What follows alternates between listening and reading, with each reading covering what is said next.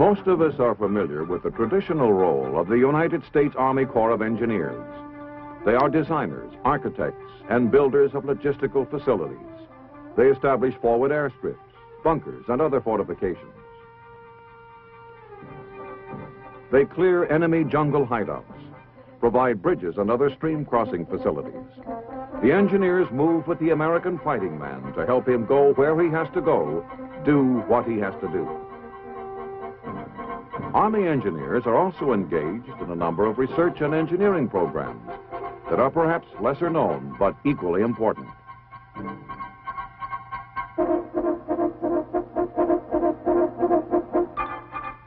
On today's big picture, you will see some of the operations in two of these areas. The rivers and harbor studies, which provide valuable information for flood control and for best use of the nation's waterways. And the Army Nuclear Power Program, a significant development in the search for greater and more available power for military needs.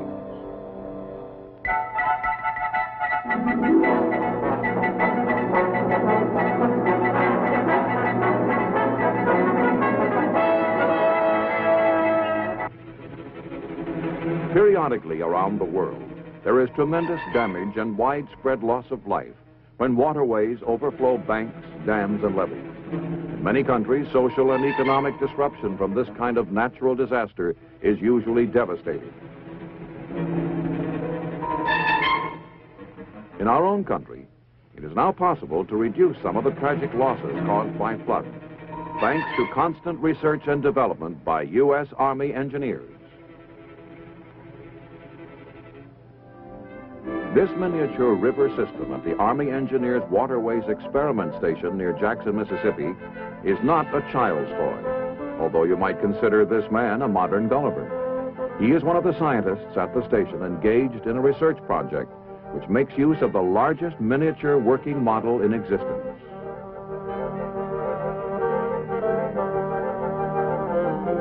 Covering 200 acres, the model, built to scale proportions, represents the Mississippi River and its tributaries. It is designed to aid in planning for the control and development of water resources in the mid-continent, which takes in almost a third of the nation. The need for a hydraulic engineering facility to analyze the movement of water and its effect on riverbanks and channels is evident, especially for the rich and fertile Mississippi River basin. From the earliest westward drive of the pioneers, water and waterways have been the dominant concern of inland America. The Mississippi Basin contains many of the nation's greatest agricultural lands. Its rivers carry a flourishing commercial trade. Water is needed for industrial use, the movement of river traffic, and the generation of power. The rivers must be regulated and their waters utilized to provide for these needs.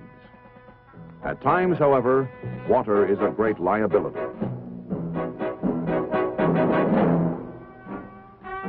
When floods descend upon the land, they reap a grim harvest of destruction and tragedy. To help prevent flooding of the land and to develop water resources for essential use is a tremendous undertaking.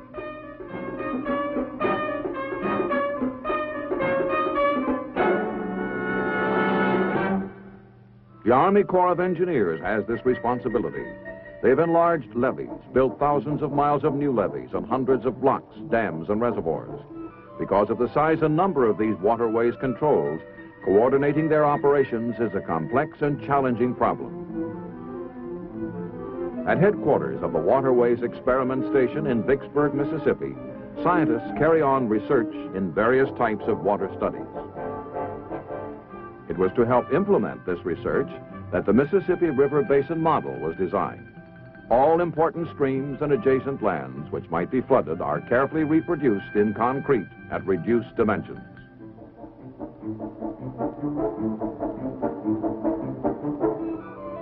Miniature levees and embankments in the floodplain are built, some with removable sections to represent breaches or washouts.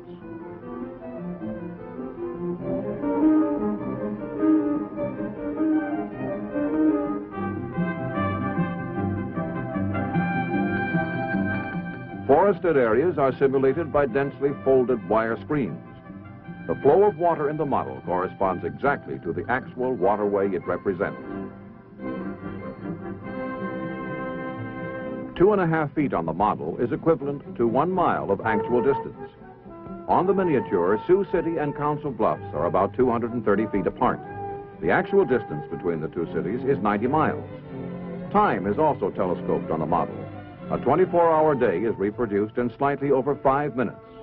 A flood which would travel from Sioux City to Omaha in 4 days will make the trip on the model in only about 20 minutes. To operate the facility manually would require a staff of over 200. Automatic controls have been installed to conserve manpower. The river networks on the model can be operated as a unit or in separate sections. The operation for a given set of conditions is controlled through a device by which holes in a moving strip of paper, much like the rolls of an old-time player piano, actuate valves feeding water into the miniature stream bed. A machine similar to a typewriter is used to punch holes in such patterns that the valves may be actuated in proper sequence.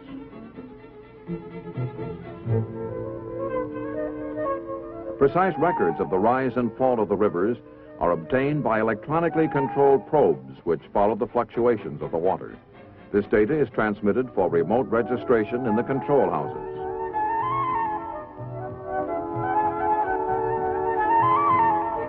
Time calendars keep continuous track of the date and hour at the model time scale. With these provisions, it is possible to reproduce any flood of the past or predict with accuracy what might happen under the worst possible future flood conditions.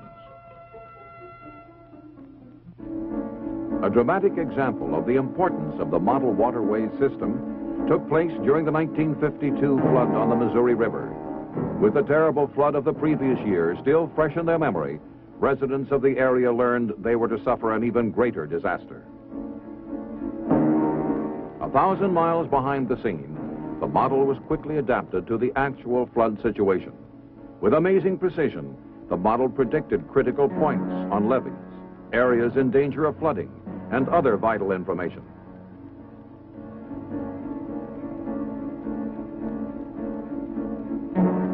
This was the greatest flood yet recorded on the Missouri River in modern times. An area larger than the state of Texas was underwater. The Missouri River Division Corps of Engineers, drawing on its years of study and experience, had predicted the impending disaster. In cooperation with civil organizations, the engineers mobilized equipment, labor, troops, and trained flood-fighting personnel. Levees were reinforced. Those areas which could not be protected were evacuated. Meanwhile, the Waterways Experiment Station had been alerted to prepare the Missouri River section of the model for round-the-clock operation. This would assist in predicting crest levels. Tests were begun 3 days before the flood crested at Sioux City and 7 days before it was expected to reach Omaha. Vital data was immediately furnished to the flood area.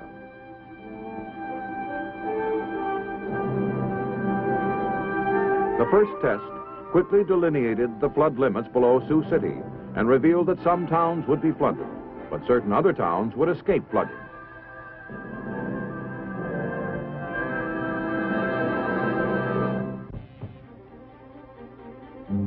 The floodplain of North Omaha and the Council Bluffs region is several miles wide, but between the two cities it narrows to a few hundred yards.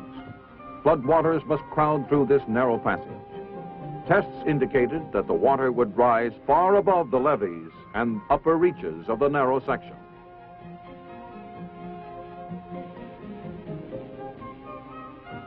This forewarning gave flood fighters the information they needed to plan their battle. 5 days before the expected crest at Omaha, as predicted by the model, flood fighters worked at fever pitch, raising and reinforcing the levees which the model had shown to be vulnerable. Omaha and Council Bluffs were saved, and potential damages estimated at more than $60 million were averted.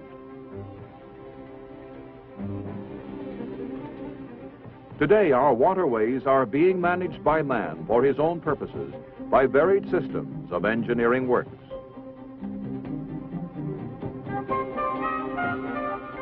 Flood stage forecasting is done quickly and more efficiently by computers.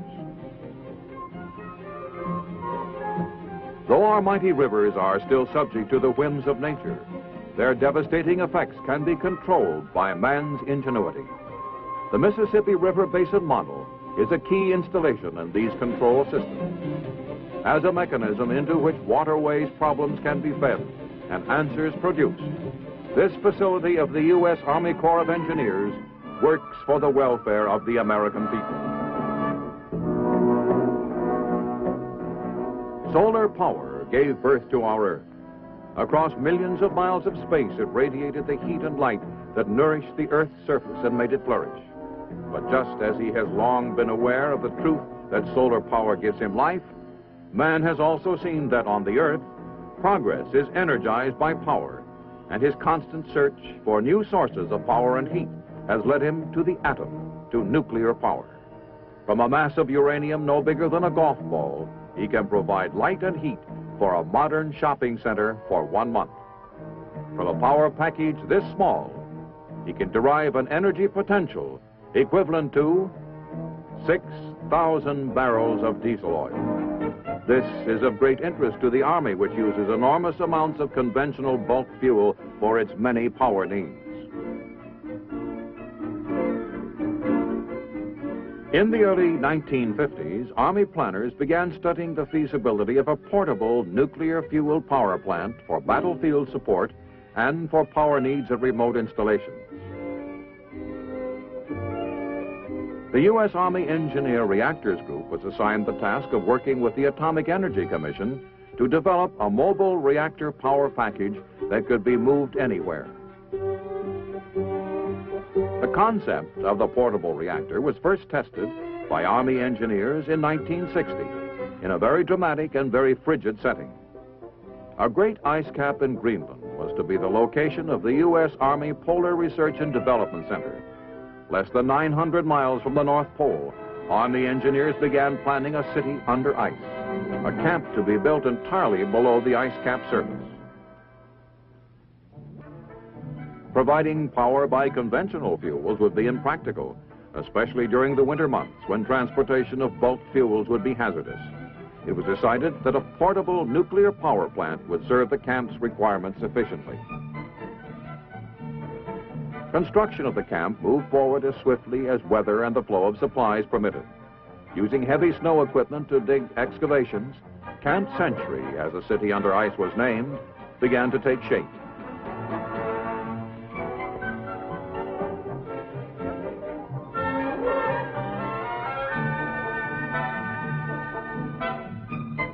Working conditions were far from ideal. Temperatures often went to 20 degrees below zero, and this was summer.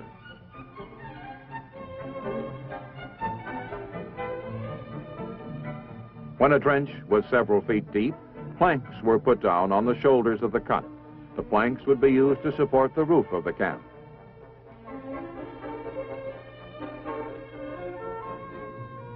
Soon the first roofing materials were put into place.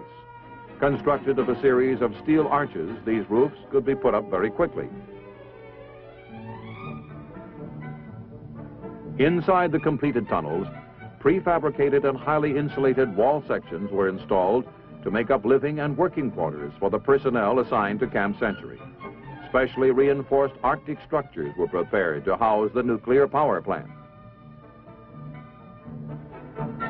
In a tunnel close to the surface, Army engineers built a maintenance facility to serve as both repair shop and garage.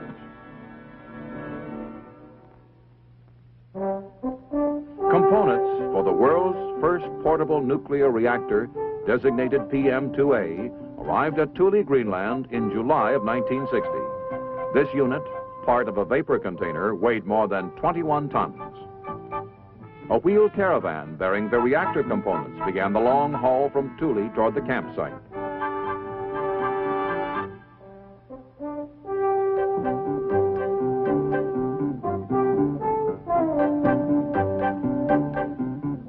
When the snow line was reached, the load was shifted to sleds for the final lap of the journey.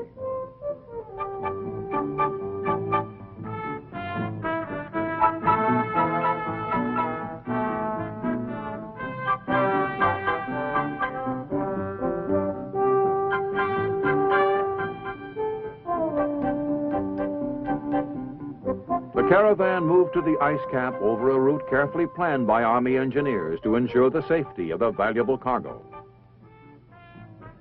Some components of the portable reactor were shipped in pieces and reassembled before being moved into the underground ice tunnels.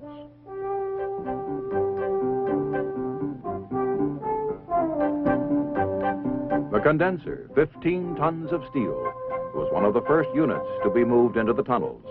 On small track rollers, it was slowly winched forward. Assembly of the nuclear plant was completed in 78 days by the crew which would operate it. For the first time in history, a complete portable nuclear power plant was being readied to serve the needs of the equivalent of a small city, without the use of a single ton of coal or barrel of fuel oil. As winter approached, the nuclear plant was ready to begin operations. Thanks to the reactor, all modern facilities were immediately available in the city under ice.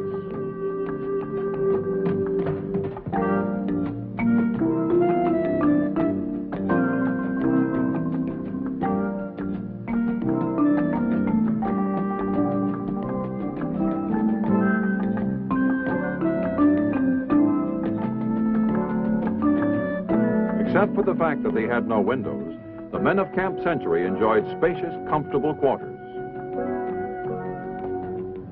The reactor under ice had ushered in an era of non-weapons use of nuclear power.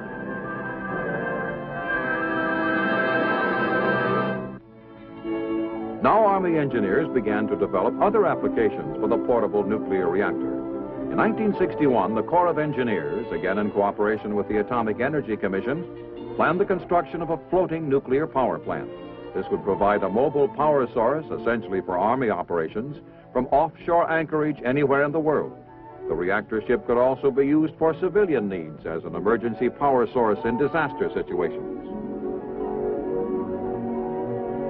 At Fort Belvoir, the Engineer Nuclear Reactors Group headquarters, contracts for the Army's first waterborne nuclear power plant were drawn up.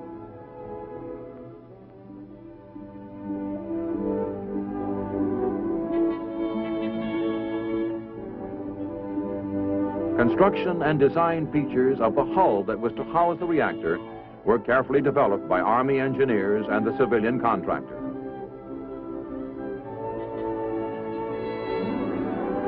From the mothball fleet of World War II Liberty ships, a vessel was selected for modification into a floating barge.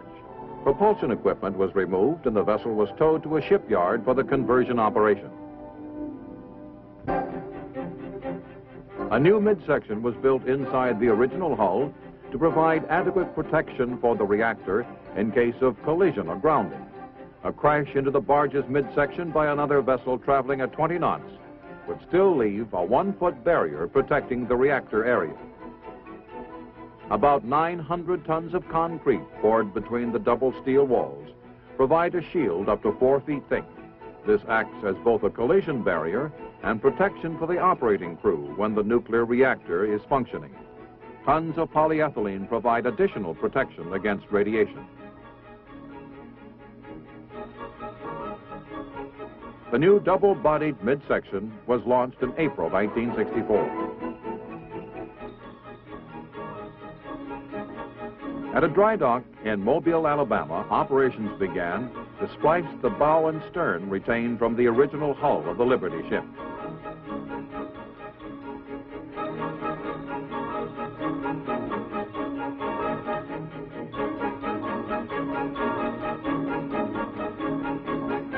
The new floating barge was named the Sturgis, in honor of the late General Samuel D. Sturgis, Jr., Chief of Engineers during the formative years of the Army nuclear power program.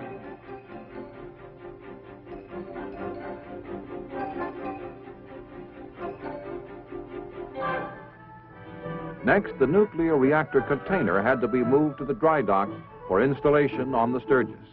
Along the route, power lines had to be temporarily taken down to allow for movement of the huge container.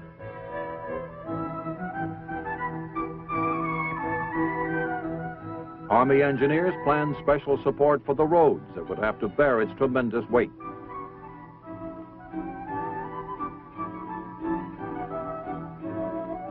At dockside, preparations have been made to receive the container, which was one of the largest single components ever to be transported over land.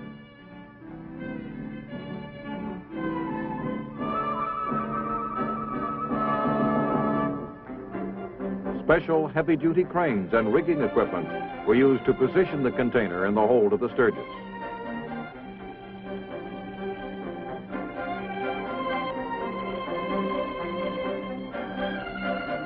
Each step in the construction of the barge and its reactor was preceded by model studies, allowing planning personnel to anticipate problems and make modifications if necessary.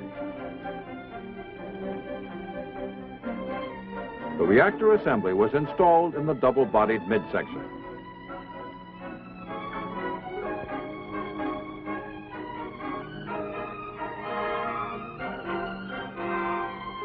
Tightly sealed in a hull within a hull, the Army's first floating nuclear power plant would soon be ready for testing.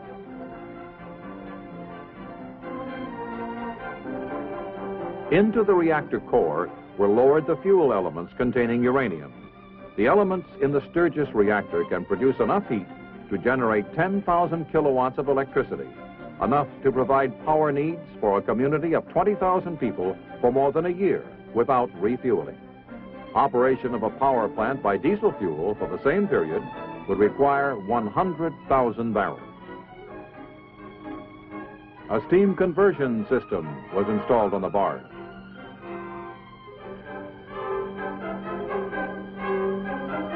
This would utilize the heat derived from the nuclear fuel to produce steam for driving the generator.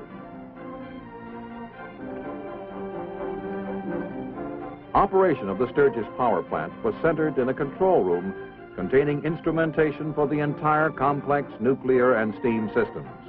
Backup controls against failure of any component ensured safe and continuous operations.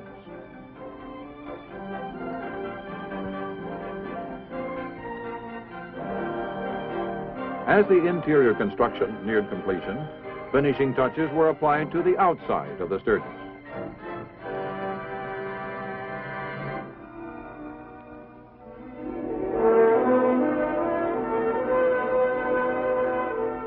Though the Sturgis would have no propulsion equipment of its own and would have to be towed, it was in every other respect a fully outfitted vessel with all the necessary apparatus for its job. The operating crew will not live aboard the vessel, but the midship deck house contains quarters for a 15-man tow crew, a galley, and a recreation room. At last, the 442-foot, 10,000-ton vessel was ready for trial. From its dock in Mobile, it began a 22-day journey around the tip of Key West, up the east coast to Chesapeake Bay, and into the Potomac River, where it would be docked at Fort Belvoir for several months of controlled testing. Monitored by the Army Nuclear Power Field Office at Belvoir, the tests were begun in the spring of 1966. Equipment performances were matched against the rigid specifications established for the floating nuclear power barge. All systems checked out OK for go.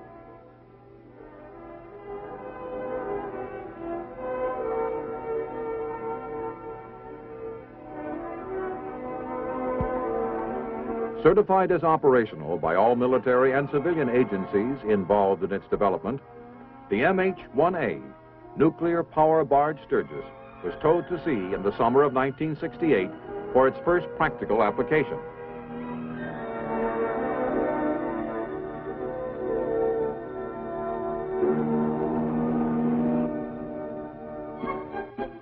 Destination, Panama Canal. Assignment, to provide supplementary power for operation of the lock and other electrical needs.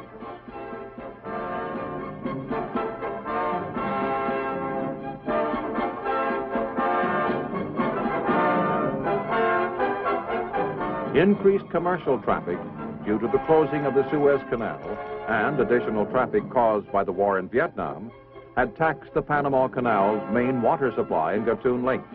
100 million gallons of water on each end of the canal must be moved in and out of the locks in order to raise and lower the ships. Diverted for this use, less water is available to generate power.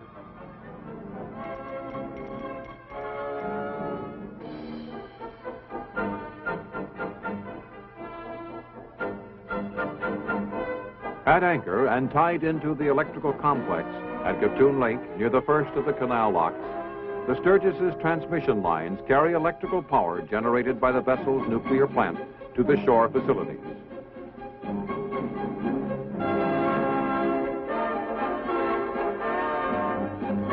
As part of the power source, the floating nuclear plant is a valuable facility for the strategic canal zone. The men who operate the Sturgis reactor are graduates of a year-long nuclear power plant operators course, which is given at Fort Belvoir.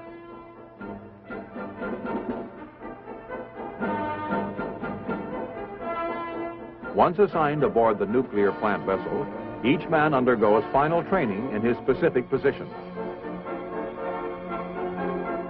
This ensures the high degree of responsibility essential for safe operation of a nuclear power plant.